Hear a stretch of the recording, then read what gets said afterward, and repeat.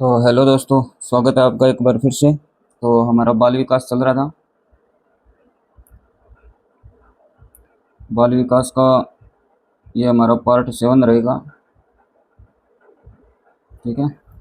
और पिछली क्लास में हमने यूरी ब्रोन फैन का जो परिस्थितिकी तंत्र सिद्धांत है, जिसमें 5 मंडल है, उनकी हमने चर्चा की थी। ठीक है। तो आज हम जो सिगमंड फ्राइड का साइको एनालिसिस है उसकी बात करेंगे। Sigmund Freud. ठीक है।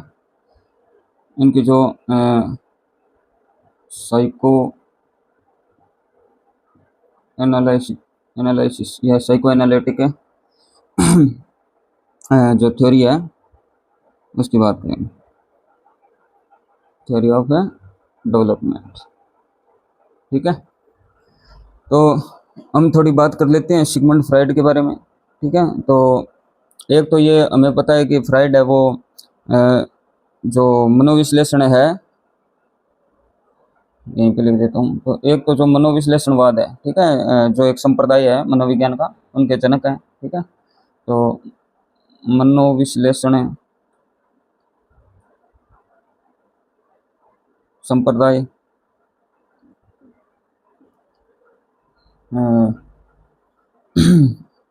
के जनक। ठीक है। अच्छा, उसके बाद जैसे हम बात करते हैं कि मनोविश्लेषण एक पर्सनैलिटी, जो व्यक्तित्व है उसका एक सिद्धांत भी है, वो हम आगे जब पर्सनैलिटी आएगी तब भी चर्चा कर लेंगे। ठीक है। अच्छा, एक हम बात करते हैं कि मनोविश्लेषण है वो मतलब चिकित्सा की एक विधि भी है। ठीक है।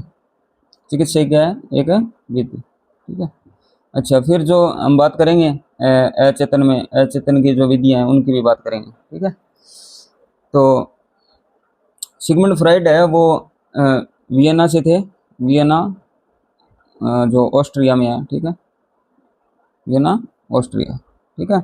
और इन्होंने मनोविज्ञान में जो संप्रदाय के रूप में है वो मनोविश्लेषण की शुरुआत की। ठीक है। और ये एक मनोचिकित्सक थे जो सिगमंड फ्राइड है। ठीक है। और जो नैदानिक परिस्थितियां होती है यानी क्लिनिकल सिचुएशन, उसमें है इन्होंने मतलब मनोविश्लेषणवाद की स्थापना की। तो आप लिख सकते हो नैदानिक परिस्थितियों में, नैदानिक परिस्थितियों में क्या किया इन्होंने? नैदानिक परिस्थितियों में इन्होंने मनोविश्लेषणवाद की क्या की? स्थापना की। ठीक है।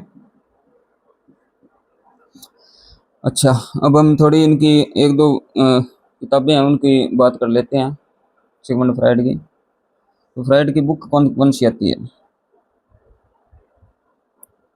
तो एक तो आती है द, हिंदी में लिखना सर, इंग्लिश में, द इंटरप्रिटेशन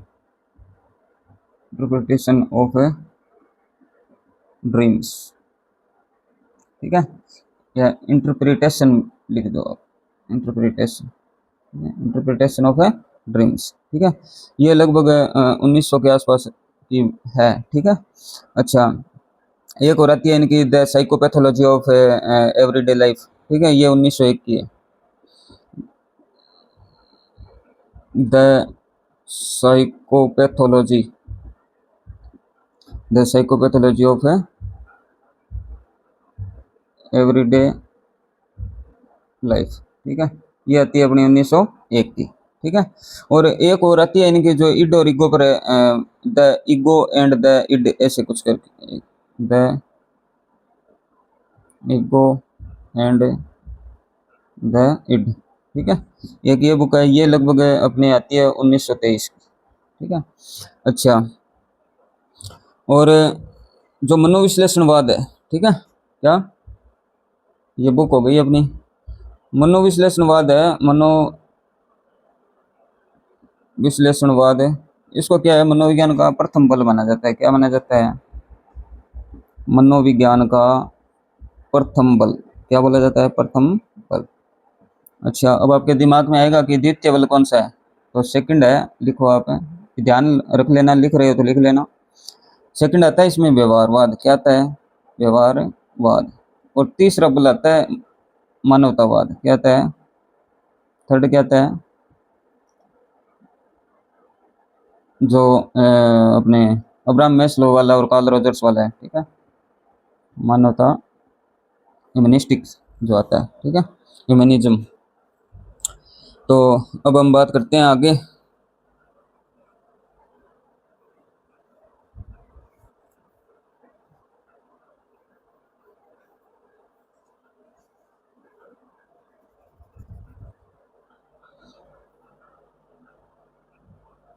अच्छा, तो अब हम बात करते हैं कि जो मनोविश्लेषणवाद की कुछ मान्यताएं हैं, एक दो उनकी बात करते हैं, ठीक है।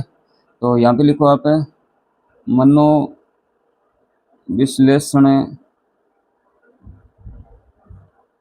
की मान्यताएं, प्रमुख मान्यताएं,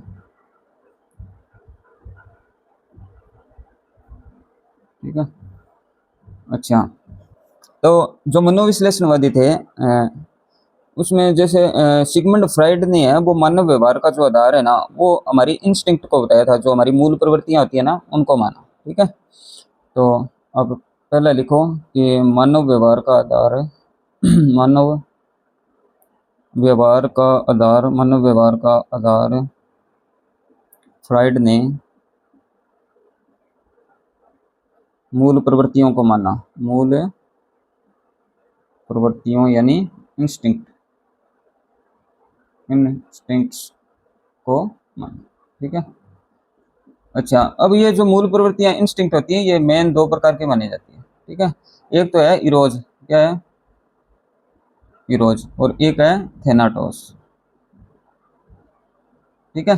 ये दो जो मूल प्रवृत्तियां हैं वो मुख्यतः मानी जाती है, ठीक है। इरोज को बोलते हैं जीवन की मूल प्रवृत्ति, क्या बोलते हैं, जीवन की मूल प्रवृत्ति, ठीक है। आपने जो ये अपना हॉलीवुड है, हॉलीवुड की जो मूवियाँ शुरुआत होती है तो हम देखते हैं शुरू में बड़ा सारा इरोज नाम लिखा हुआ आता है, ठीक है।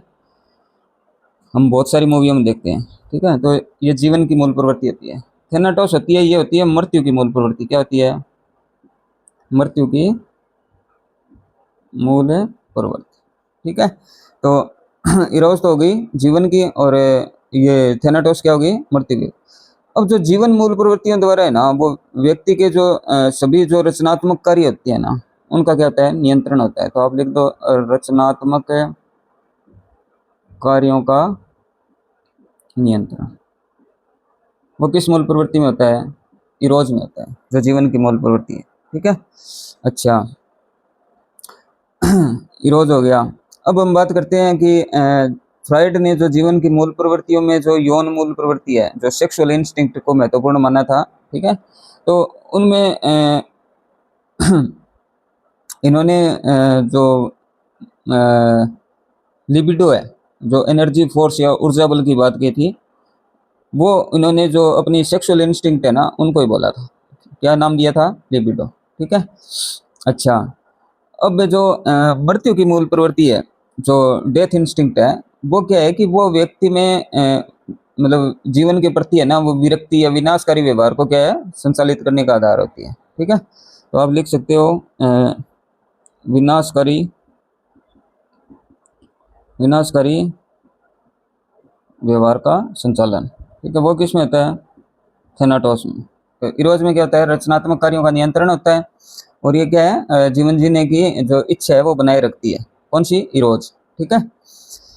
अच्छा, अब हम बढ़ते हैं थोड़ा आगे और।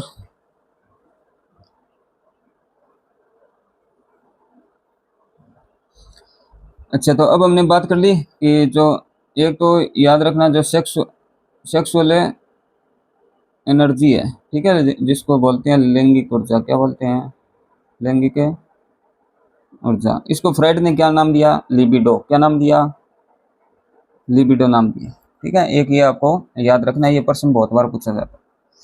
अच्छा, अब हम बात करते हैं जो दूसरी मान्यता है वो क्या है। तो फ्राइड के अनुसार है ना, जो व्यक्ति की जो मूल प्रवृत्तियां हैं और उनके जो मोटिव है, यानी मतलब प्रेरणा हो गई, ठीक है। तो उनमें जो सबसे ज़्यादा शक्तिशाली है ना, वो उन्होंने बताया जो काम भावनाएं हैं उनको, ठीक है, जो सेक्स नीड होती है। तो अब देखो फ्राइड फ्राइड के अनुसार, दूसरी मान्यता लिख रहे हैं हम, फ्राइड के अनुसार व्यक्ति की सभी मूल प्रवृत्तियां,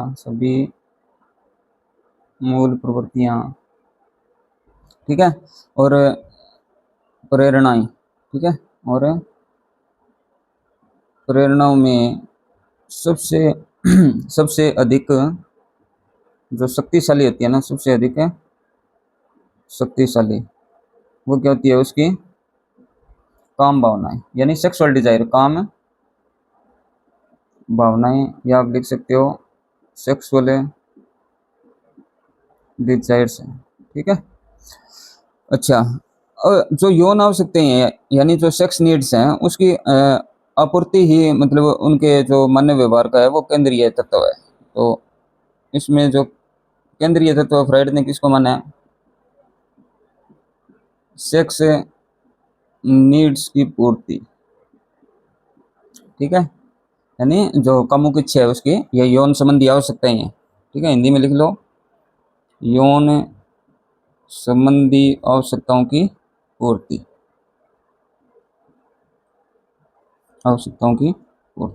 ठीक है। ये हो गई दो, हमने मान्यताओं की बात कर ली फ्राइड की, ठीक है। अच्छा, अब हम बढ़ते हैं आगे। अब बात करेंगे हम जो फ्राइड ने 3 मॉडल दिए हैं, ठीक है। फ्राइड का जो सिद्धांत है ना, सिगमंड फ्राइड का, फ्राइड के सिद्धांत के मॉडल,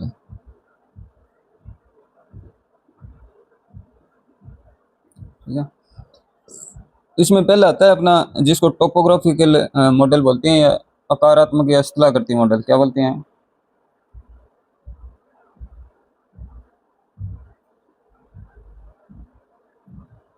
स्थलाकृति मॉडल, ठीक है।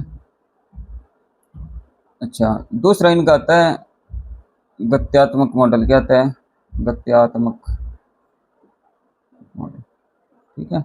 और तीसरा इनका आता है जो मनोलैंगिक मॉडल है, मनोलैंगिक मॉडल, ठीक है। अब हम इनकी बात करेंगे। तो स्थलाकृति मॉडल में हम बात करेंगे जो चेतन मन है यानी कॉन्शियस, और जो अवचेतन है यानी सबकॉन्शियस, और जो अचेतन है यानी अनकॉन्शियस, अचेतन मन, इनकी बात करेंगे, ठीक है। गत्यात्मक मॉडल में हम बात करेंगे, एक तो इड की बात करेंगे, अच्छा, इड की बात करेंगे, एक ईगो की बात करेंगे, और एक किसकी, सुपर ईगो की, सुपर है, ठीक है। अच्छा, मनोलैंगिक में हम बात करेंगे, इनकी 5 अवस्थाएं आती है, जिसमें एक आती है ओरल स्टेज, उसकी बात करेंगे oral passive, oral aggressive, oral passive, ठीक है, इनकी भी बात करेंगे, एग्रेसिव और पैसिव, ठीक है। फिर बात करेंगे हम एनल स्टेज की, हिंदी में भी बताऊंगा मैं आपको, पर इंग्लिश वाले शब्द याद रखने हैं आपको, ठीक है। इसमें आ जाएगी एक तो एक्सपल्सिव, क्या आ जाएगी, एक आएगी रिटेंटिव, ठीक है। अच्छा, ओरल एनल, फिर आएगी अपनी फेलिक स्टेज, कौन सी आएगी, फेलिक स्टेज। फेलिक स्टेज में हम बात करेंगे, आपने नाम सुना होगा इलेक्ट्रा ओडिपस, इलेक्ट्रा और ओडिपस, ठीक है। फेलिक के बाद आएगी लेटेंट स्टेज, लेटेंट स्टेज, और फिर लास्ट आएगी जेनाइटल या जेनिटल स्टेज, ठीक है। तो ये हम इन 5 अवस्थाओं की भी बात करेंगे, किसमें, मनोलैंगिक। तो आज हम पहला मॉडल स्टार्ट करते हैं जो हमारा स्थलाकृति मॉडल है, ठीक है।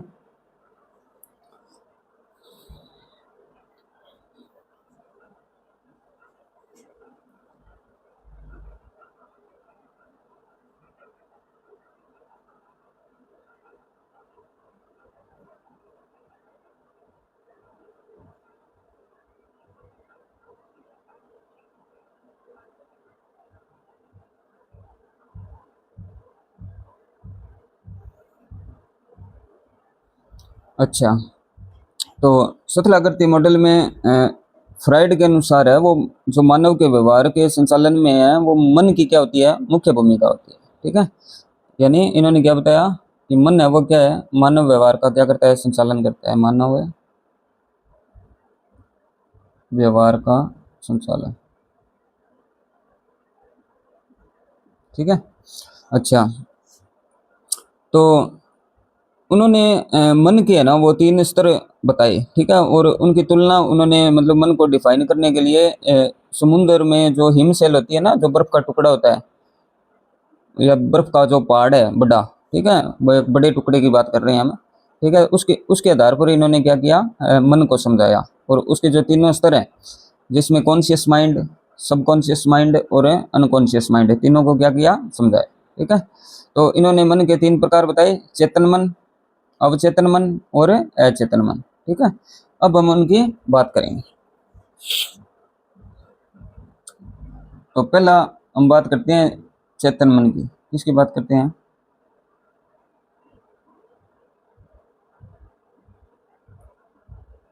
Conscious mind.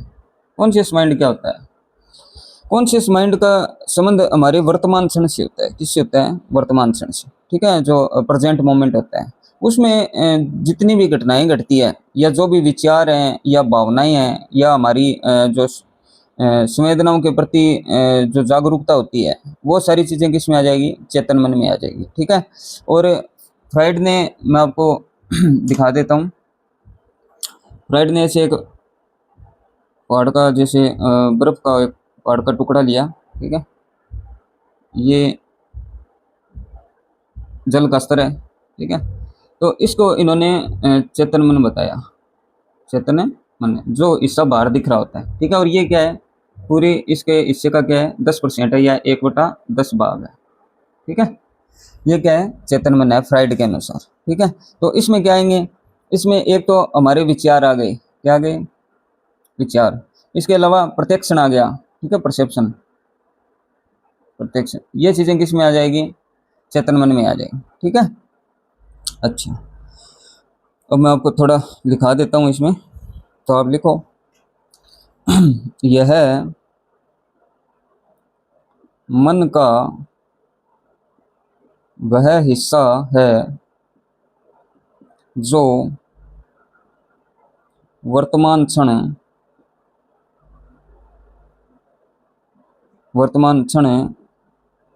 में घट रही सभी घटनाओं, विचारों, भावनाओं और संवेदनाओं संवेदनाओं के प्रति संवेदनाओं के प्रति क्या है? पूरी तरह जागरूक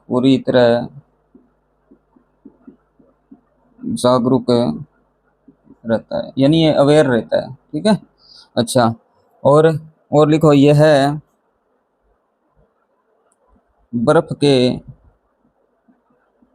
पहाड़ का पानी के ऊपर का दिखाई देने वाला दिखाई दिखाई देने वाला क्या है? 10% हिस्सा है। ठीक है, ये किसकी बात हो गई? चेतन मन की हो गई। अच्छा, अब मैं कुछ उदाहरणों की बात करेंगे, मतलब वर्तमान क्षण से मतलब संबंधित कौन कौन सी चीजें आई है। ठीक है, अच्छा, तो ये मैं थोड़ा मिटो देता हूँ साइड में। अच्छा, तो इसमें क्या क्या आएगी? एक तो आ गया हमारा जो वर्तमान ध्यान है। क्या वर्तमान है? ध्यान, मतलब वर्तमान जो हमारा अटेंशन है वो आ गया। अटेंशन में क्या क्या आएगा? जैसे आप अभी ये सिद्धांत पढ़ रहे हैं, ठीक है, और इसको समझ भी रहे हैं, और ये पूरी तरह से आपके चेतन मन में चल रहा है। ठीक है, तो ये हो गया हमारा वर्तमान है ध्यान हो गया। अच्छा, दूसरी बात करते हैं हमारे जो सेंस ऑर्गन है, यानी इनके अनुभव से, तो इंद्रिय अनुभव, क्या बोलते हैं इसको? इंद्रिय अनुभव। अच्छा, अब आपको जैसे अचानक एहसास होता है, ठीक है, जैसे कमरे में पंखे की ठंडी हवा आ रही है, ठीक है, या कोई बाहर से कोई आवाज़ है वो आ रही है, तो ये कौन है? हमारे जो इंद्रिय सेंस ऑर्गन है उनके माध्यम से हमें क्या है? अनुभव होता है, और वो वर्तमान क्षण में ही होता है। ठीक है, अच्छा, तो यहाँ भी क्या हो गया? अपना चेतन मन हो गया। अच्छा, दूसरा जो इमीडिएट निर्णय लिए जाते हैं, ठीक है, तत्कालिक तत्कालिक निर्णय। तत्कालिक निर्णय में जैसे किसी प्रश्न का तुरंत जवाब दे देना, ठीक है। जैसे कोई आपसे आपका नाम पूछे तो आप उनको तुरंत बता देते हो, या फिर कोई मतलब कोई भी जो वर्तमान से संबंधित हो, ठीक है। तो इसमें क्या आ गया, तत्कालिक निर्णय। तो ये चीजें किस में आती है, अपने चेतन मन में आती है, ठीक है।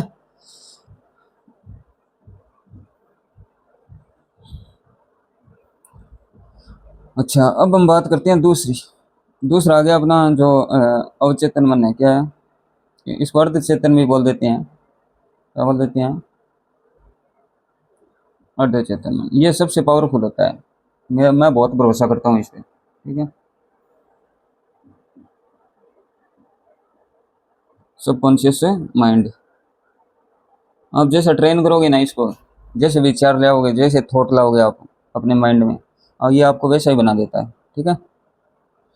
यदि आप पॉजिटिव विचार लाओगे, पॉजिटिव रहोगे, ठीक है, और फिर काम भी करोगे, क्योंकि थॉट्स के साथ क्या जरूरी है, एक्शन लो, ठीक है। अच्छा, तो सबकॉन्शियस माइंड की बात करते हैं हम। तो ये क्या है कि चेतन और जो अर्ध चेतन होता है उसके बीच में पुल का कार्य करता है, ठीक है। तो आप इसके बारे में लिखो, चेतन और अचेतन। अचेतन के मध्य क्या करता है, पुल का कार्य, ब्रिज का कार्य करता है, ठीक है। ब्रिज का कार्य कौन करता है, अवचेतन मन करता है। ये जो पानी वाला हिस्सा समझाया था ना मैंने ऐसे करके, जैसे ये तो आ गया अपना चेतन, ठीक है। तो ये पानी के जस्ट नीचे वाला हिस्सा होता है, ठीक है। जैसे आप कई बार अब जैसे मैं आपको पूछ लूँ आपकी शादी कब हुई थी, या आपका जन्म कब हुआ था, ठीक है, वो आपके मस्तिष्क में है, ठीक है। पर जब मैंने आपको पूछा, मतलब जब तक मैंने आपको नहीं पूछा वो, तब तक वो आपके माइंड में नहीं था। पर जब मैंने पूछा कि आपकी डेट ऑफ बर्थ क्या है, तो आपने तुरंत उसकी डेट बता दी, ठीक है। इसका मतलब है कि ये क्या करता है, ये सतह के नीचे वाला ज्ञान होता है, जो थोड़ा सा जोर देने पर क्या है, या तुरंत वो चेतन में आ जाता है, ठीक है, या चेतन में इनको ला सकते हैं। तो लिखो, इसमें इसमें वे यादें ज्ञान और जानकारियां होती है, जानकारियां होती है जो इसमें आपके ध्यान, या फिर आप लिख लो चेतन, ध्यान या चेतन में नहीं है, ठीक है। लेकिन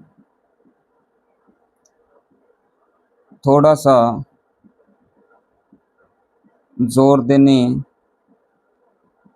याद करने या ध्यान केंद्रित करने पर तुरंत चेतन मन में आ जाती हैं, ठीक है। ये क्या है, थोड़ा सा हम ध्यान केंद्रित करेंगे या जोर डालेंगे ना, तो ये हमारे चेतन में आ जाएगी, ठीक है। हालांकि जब तक कोई बिंदु पर बातचीत या विचार प्रकट नहीं होते हैं, तब तक वो हमारे चेतन में नहीं होते हैं। पर जब सामने से कोई मतलब विचार प्रकट होते हैं या कोई बात पूछी जाती है, तो वो हमारे तुरंत चेतन मन में आ जाता है, ठीक है। अच्छा, और फ्राइड के पहाड़ से, तो यह है, लिखो, यह है बर्फ के बर्फ के पहाड़ का पानी की सतह वाला हिस्सा है, सतह वाला हिस्सा है, ठीक है। तो ये हो गई बात अपनी। अब जैसे उदाहरण देता हूँ मैं आपको। जैसे एग्जांपल में लो आप, किसी का फ़ोन नंबर हो गया, किसी का मोबाइल नंबर, ठीक है।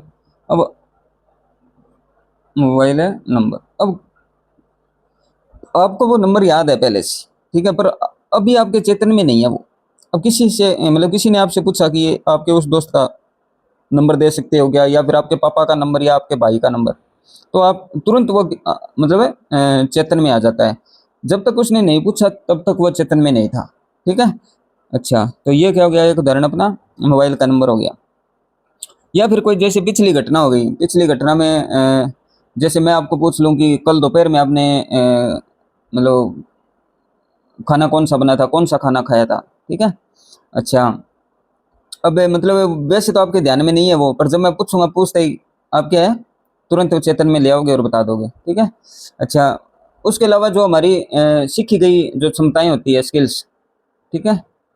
कौन सी स्किल्स जो सीखी है हमने। ठीक है, जैसे टाइपिंग करना हो गया। ठीक है, या फिर गाड़ी चलाते हैं गियर वगैरह बदलते हैं। ठीक है। तो अब जैसे गाड़ी चलाते समय या फिर टाइपिंग करते समय है ना, मतलब गियर बदलते हैं या कीबोर्ड पर हम अंगुलियां चलाते हैं। ठीक है। तो शुरुआत में तो हमें ध्यान देना पड़ता है, पर बाद में क्या है कि वो मतलब अर्ध चेतन से क्या है या अवचेतन से अपने आप होने लगता है। अब आप क्या आपके चेतन में रहता है क्या आप, मतलब बहुत सारी चीजें ऐसी होती है जब हम ध्यान भी नहीं दे पाते। ठीक है, पर वो अपने आप होने लगती है। तो ये कौन सा हो गया अपना सबकॉन्शियस माइंड।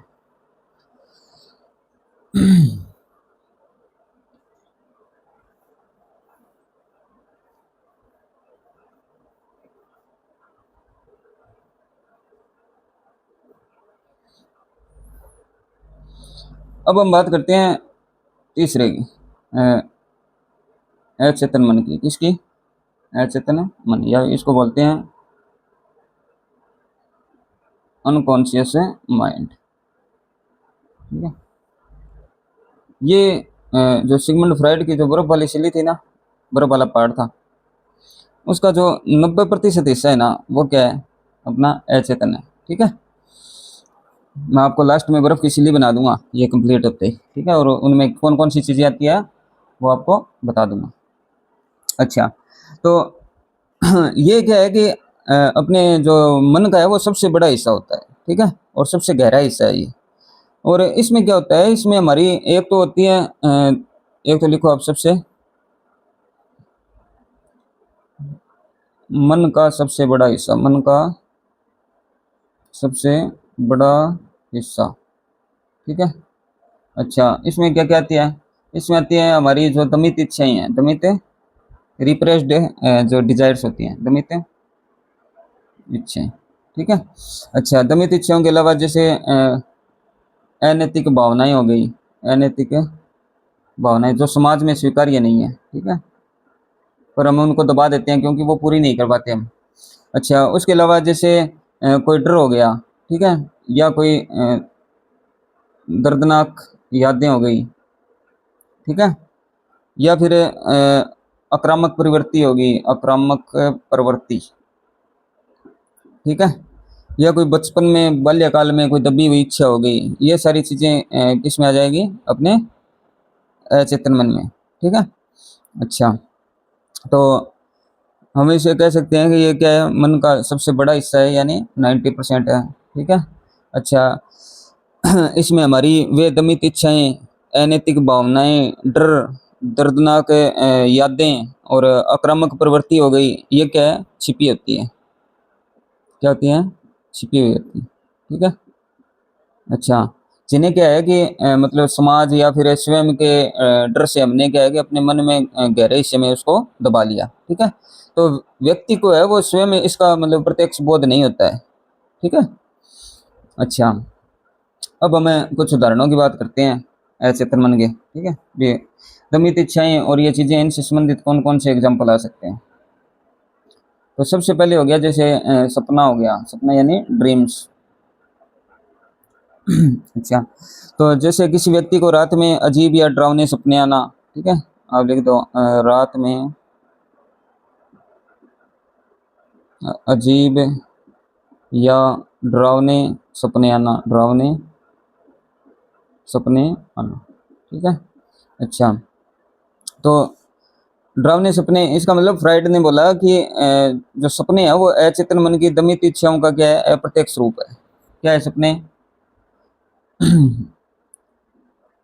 दमित इच्छाओं का अप्रत्यक्ष रूप, यानी अचेतन मन का, अचेतन मन की दमित इच्छाओं का अप्रत्यक्ष रूप है। ठीक है। अच्छा, एक जैसे फ्राइड ने टर्म का यूज किया था, एक तो slips of tongue, slips of TO TON आएगा, TONGUE tongue, slips of tongue. और एक इन्होंने यूज किया था स्लिप्स ऑफ पेन, यानी बोलना कुछ चाह रहे हो, बोल कुछ और जाते हो। ठीक है, तो ये तो हो गया स्लिप ऑफ टंग। एक हो गया स्लिप्स ऑफ पेन, यानी लिखना कुछ है और लिख कुछ और ही रहे हो। ठीक है, मतलब कोई दमित इच्छा अचानक आई आपके चेतन मन में, मतलब अचेतन से, ठीक है, और आप वो लिखने लग गए। ठीक है, तो ये चीजें किसमें आएगी, इसमें आएगी। तो जुबान फिसलना हो गया। ठीक है, स्लिप ऑफ टंग उदाहरण दूं क्या आपको? जैसे आप किसी को ये कहना चाहते हो कि आपसे मिलकर बहुत खुशी हुई। ठीक है, और लेकिन गलती से मुंह से क्या निकल जाता है कि आपसे मिलकर बहुत दुखी हुई। ठीक है, तो ये मतलब जो हमारे अचेतन मन में छिपी हुई वास्तविक भावना का है, अचानक बाहर आना होता है। ठीक है। अच्छा, एक जो फोबिया है, फोबिया की बात करते हैं हम। ठीक है, तो फोबिया जैसे मतलब बिना मतलब के डरना होता है, या अकारण डर लिख सकते हैं आप। क्या लिख सकते हैं? अकारण डर। ठीक है, चलो मैं थोड़ा फोबिया के बारे में बता देता हूँ आपको साइड में। मेन मेन लिखो आप फोबिया। अच्छा, एक तो होता है अपना पायरोफोबिया। क्या होता है? पायरोफोबिया। ठीक है, एक होता है अपना एक्रोफोबिया, एक्रोफोबिया। एक होता है अपना क्लास्ट्रोफोबिया। क्या होता है? क्लास्ट्रोफोबिया। एक होता है अपना हाइड्रोफोबिया। क्या होता है? हाइड्रोफोबिया। एक होता है अपना ओक्लोफोबिया। क्या होता है? ओक्लोफोबिया। ठीक है, ये मेन है कुछ। तो पायरो, पायरो को याद रखो आप, पायरो से फायरो बना दो। फायरो यानी आग से घबराहट। क्या होगा? आग से घबराहट। ठीक है। अच्छा, एक्रो, एक्रो, क्रो यानी आसमान में उड़ते हैं ना, क्रो, तो लिखो ऊंचाई से घबराहट, ऊंचाई से घबराहट। ठीक है। अच्छा, फिर है क्लास्ट्रोफोबिया। क्लास यानी कमरा, तो बंद कमरे में घबराहट, बंद कमरे, या आप देख सकते हो लिफ्ट में घबराहट। लिफ्ट, लिफ्ट भी तो बंद ही होती है, तो घबराने लग जाते हैं ना कुछ, लिफ्ट में घबराहट। ठीक है। अच्छा, फिर है हाइड्रो, हाइड्रो यानी हाइड्रोक्साइड बोलते हैं जल को। ठीक है, तो आप लिख सकते हो पानी से घबराहट, पानी या जल से घबराहट। ठीक है, हाइड्रोफोबिया। अच्छा, एक होता है ओक्लोफोबिया। ओक्लो यानी वो अकेला है। ठीक है, तो आप लिखो भीड़ से घबराहट, भीड़ से घबराहट। ठीक है, ये मुख्य मुख्य फोबिया आ गए, वो जिक्र आ गया तो मैंने आपको बता दिया। अच्छा, एक एक जो हम बात करते हैं कि जो भूलने की बीमारी होती है। क्या? भूलने की बीमारी, यानी इसको बोलते हैं रिप्रेस्ड मेमोरी। ठीक है, इसमें क्या होता है कि जो बचपन के कोई, जैसे बचपन के दर्दनाक हादसे हो गए, बचपन के दर्दनाक हादसे। ठीक है। अच्छा, या कोई अपमान हो गया। ठीक है, कहीं पे अपमानित हुआ हो। ठीक है, तो उसको क्या है कि पूरी तरह से भूल जाते हैं, क्योंकि अचेतन मन है ना, वो व्यक्ति को मतलब उसके जो मानसिक कष्ट है उससे बचाने के लिए ना उसकी याद को गहराई से दबा देता है। ठीक है, तो अब हमें अंत में एक तुलना करते हैं कि चेतन क्या होता है, अवचेतन क्या होता है, और अर्धचेतन, एक उदाहरण के माध्यम से। ठीक है, तो जैसे मैं अभी ये मनोविज्ञान का सिद्धांत पढ़ा रहा हूँ, ये क्या हो गया? चेतन हो गया। ठीक है। अच्छा, अब अर्धचेतन या अवचेतन क्या होगा? अवचेतन और अचेतन। ठीक है? अब जैसे मैं मनोविज्ञान का सिद्धांत क्या है पढ़ा रहा हूँ, ये क्या हो गया? अपना चेतन हो गया। अच्छा, अब मुझे तुरंत याद आ गया कि मैंने यह सिद्धांत पहली बार किस क्लास में मतलब पढ़ा था। ठीक है, मैंने किस क्लास में ये पहली बार पढ़ा था, किस क्लास में पहली बार पढ़ा था, पहली बार पढ़ा था। ठीक है, तो ये कौन सा आ गया अपना सबकॉन्शियस आ गया। ठीक है, अच्छा तो कॉन्शियस में अब जो पढ़ा रहा हूँ सिद्धांत, और सबकॉन्शियस में मैंने पहली बार कब पढ़ा था। ठीक है, अच्छा अब अनकॉन्शियस में क्या हो गया, तो अनकॉन्शियस में आ गया जैसे बचपन की परीक्षा में फेल होने का डर हो गया। ठीक है, जो मतलब आज भी है वो, उसके जैसे कोई इंटरव्यू में या और कोई भी अन्य कंपटीशन एग्जाम में उसे सोचकर वो या कारण घबरा जाता है। ठीक है, तो जैसे आप लिखो बचपन की परीक्षा में फेल होने फेल होने का वह डर जो आज भी मुझे क्या है इंटरव्यू देने से पहले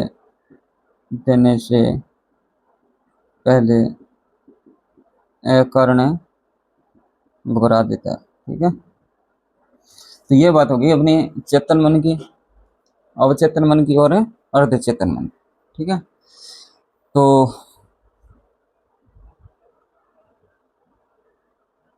थैंक यू दोस्तों, और चैनल को सब्सक्राइब करो। अगली क्लास में हम इसके बाकी के 2 मॉडल भी करेंगे। ठीक है, एक एक मॉडल करेंगे। नेक्स्ट में अपना गत्यात्मक मॉडल आएगा, और फिर साइको सोशल, क्यों बड़े हैं थोड़े, और तो मैं अब क्लासें हैं वो एक एक सिद्धांत की डालूंगा, ताकि ज़्यादा लंबे वीडियो ना बने, क्योंकि ज़्यादा लंबी वीडियो देखने में फिर बोर हो जाते हैं। ठीक है, तो इसलिए थैंक यू दोस्तों।